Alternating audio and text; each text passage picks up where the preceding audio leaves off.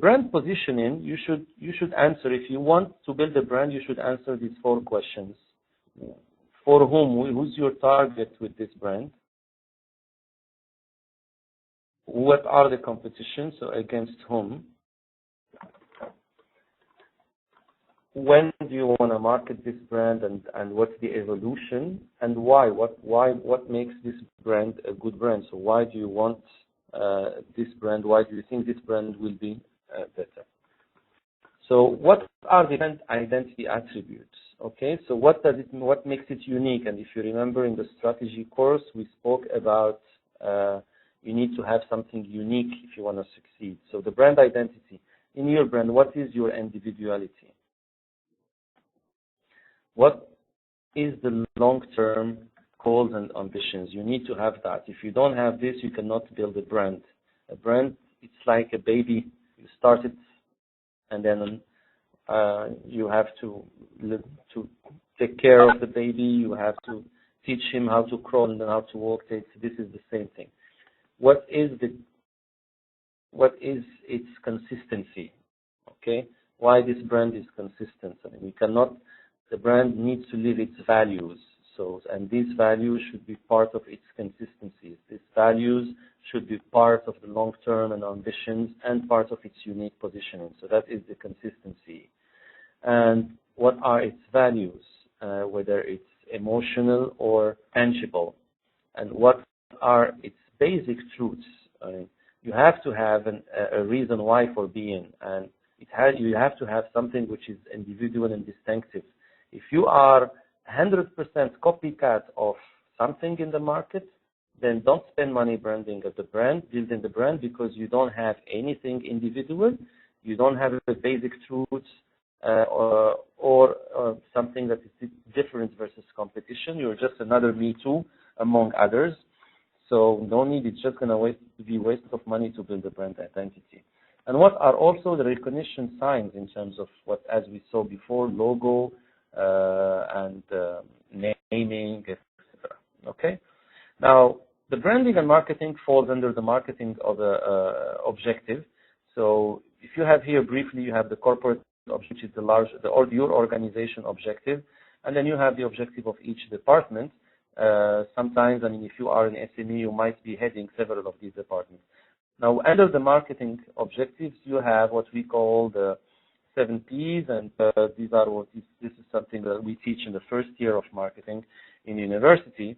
So product or service. So you need to have the 7 Ps is basically this. You need to master your product. You need to make sure you have the right price versus competition or for the market. You need to promote your brand okay. So this is what your brand evolves around.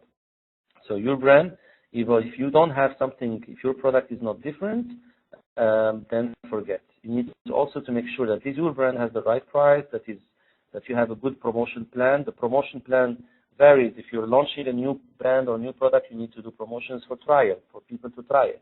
If you are after 1 year or 1 year and a half, what you want is to make sure your clients don't go to competitions. You have what we call loyalty promotions. The place is that where you're going to market it, where you will market this brand, where does it evolve, where you will advertise it, etc. The people is your target audience, who are your customers.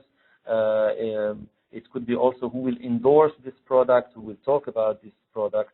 And of course, the process is the entire process within the company in terms of KPIs, of measurement. And then also the physical evidence is the numbers. Now, this is new. I mean, we talk about the physical evidence today, especially that if you launch an internet brand or you're selling something and you're selling softwares, and so there are a lot of things that are not tangible.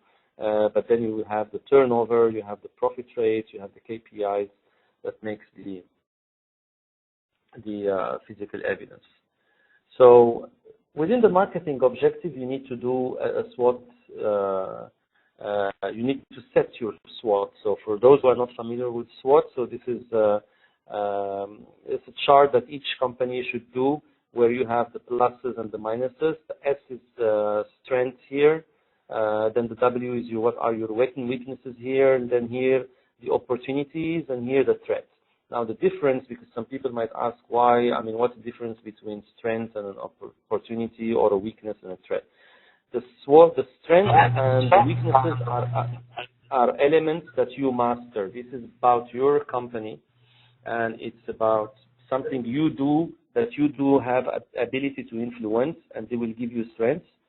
Or what are the weaknesses that you have in your product versus competition or anything? So what are your weaknesses?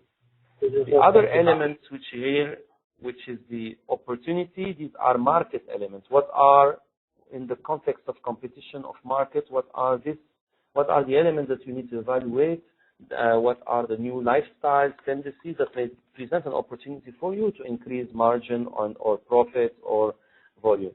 At the same time, what could be the threat? I mean, you might have the best product on the world, you might have the best marketing plan and the best brand, but you were living in Tunisia or in Libya 2 years ago. So the threat was that there might be political issues that will make your product not work, or that will make you not market your product at that time.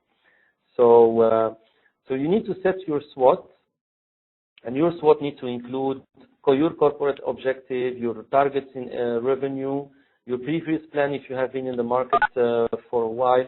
You need to recognize your internal weaknesses. Do not play the ostrich policy and hide or neglect your internal weaknesses.